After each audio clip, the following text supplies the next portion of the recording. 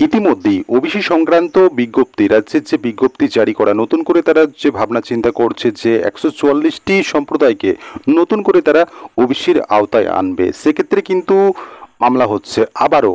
ঠিক এই বিজ্ঞপ্তি নিয়েই মামলা হচ্ছে যে কিভাবে এটা হতে পারে, যখন এই যে ওবিসি সংক্রান্ত মামলা কিন্তু সুপ্রিম কোর্টে রয়েছে, সেখানে এখনো পর্যন্ত বিচারাধীন।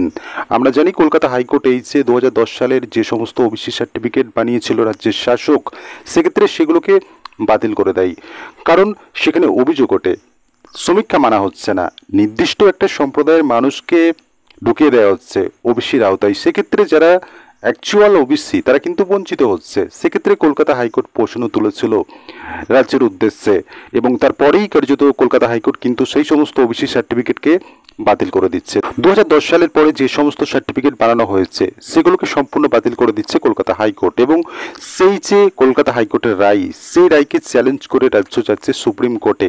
সুপ্রিম কোর্টে যখন মামলা বিচারাধীন অবস্থায় থাকছে, চূড়ান্ত রায় বেরিয়ে এসছে না, তখন আবার রাজ্য সিদ্ধান্ত নিচ্ছে যে তারা নতুন করে কিছু সম্প্রদায়কে ওবিসির আওতায় আনবে।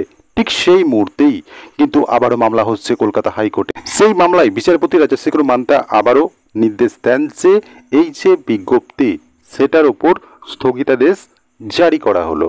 তো স্বাভাবিকভাবেই কলকাতা হাইকোর্টে আবারও ধাক্কা খাচ্ছে রাজ্য।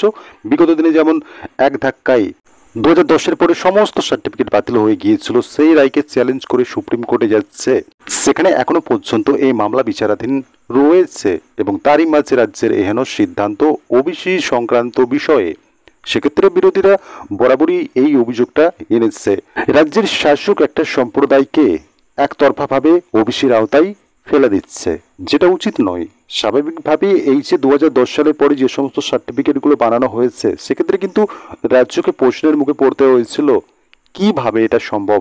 কোনো সমীক্ষা হচ্ছে না, একটা সম্প্রদায়কে ওবিসির আওতায় ঢুকিয়ে দেওয়া হচ্ছে, এটা কিভাবে সম্ভব। কার্যত সেই কারণেই কিন্তু কলকাতা হাইকোর্ট বাধ্য হয় এই ওবিসি সার্টিফিকেটগুলোকে বাতিল করতে। সাম্প্রতিককালে আমরা জানি রাজ্যের যে ওবিসি সংক্রান্ত বিজ্ঞপ্তি, সেটার ওপর স্থগিতাদেশ জারি করেছে কলকাতা হাইকোর্ট, এবং সাম্প্রতিককালে যখন এই বিজ্ঞপ্তির ওপর স্থগিতাদেশ জারি করা হচ্ছে, ঠিক তখনই কিন্তু রাজ্যের যে কলেজের ভর্তির পোর্টাল রয়েছে, সেখানে দেখা যাচ্ছে ওবিসি সংরক্ষণের কথা বলছে।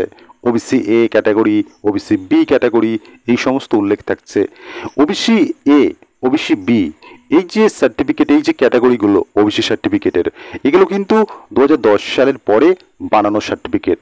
তো স্বাভাবিকভাবেই সেক্ষেত্রে এই বিষয়টা উল্লেখ কী করে করতে পারে রাজ্যের ওই ভর্তির পোর্টালে, এটা নিয়ে কিন্তু কলকাতা হাইকোর্টে মামলা হচ্ছে। তো স্বাভাবিকভাবেই সাম্প্রতিককালে এই মামলার শুনানি হচ্ছে। সেক্ষেত্রে কিন্তু এই যে কলেজে ভর্তির পোর্টালে ওবিসি এ, ওবিসি বি, এই বিষয়টা উল্লেখ করা, এটা কোন ভিত্তিতে তারা উল্লেখ করছে। ইতিমধ্যে তো কলকাতা হাইকোর্ট নির্দেশ দিয়েছে রাজ্যের বিজ্ঞপ্তির ওপর, রাজ্যের ওবিসি সংক্রান্ত বিজ্ঞপ্তির ওপর, তার সত্ত্বেও কীভাবে রাজ্যের এই ভর্তির পোর্টাল সেই আদালতের নির্দেশকে অমান্য করে, তোয়াক্কা না করেই এই কলেজে ভর্তি চালু রাখতে পারে, সেটা নিয়ে মামলা হচ্ছে। এবং সাম্প্রতিককালে এই যে রাজ্যের কলেজের ভর্তির পোর্টাল, সেক্ষেত্রে রাজ্যকে সরাসরি নির্দেশ দিল কলকাতা হাইকোর্ট যে তারা এই যে 2010 সালের পরে যে সমস্ত সার্টিফিকেট রয়েছে, যেগুলো ওবিসি এ, ওবিসি বি, এই সমস্ত সার্টিফিকেটগুলো কার্যকরী হবে না। কোনগুলো কার্যকরী হবে?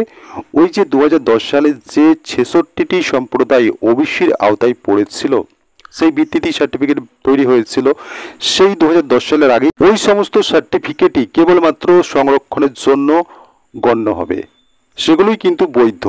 বাকি 2010 সালের পরে যে সমস্ত সার্টিফিকেট রয়েছে, সেগুলো ভর্তির ক্ষেত্রে কোনো রকম সংরক্ষণ পাবে না, বা সেগুলোকে বৈধ বলে গণ্য হবে না, যতদিন না পর্যন্ত এই যে মামলা রয়েছে সুপ্রিম কোর্টে, সেখানে যতদিন না পর্যন্ত এই মামলার চূড়ান্ত রায় না বেরিয়ে আসছে।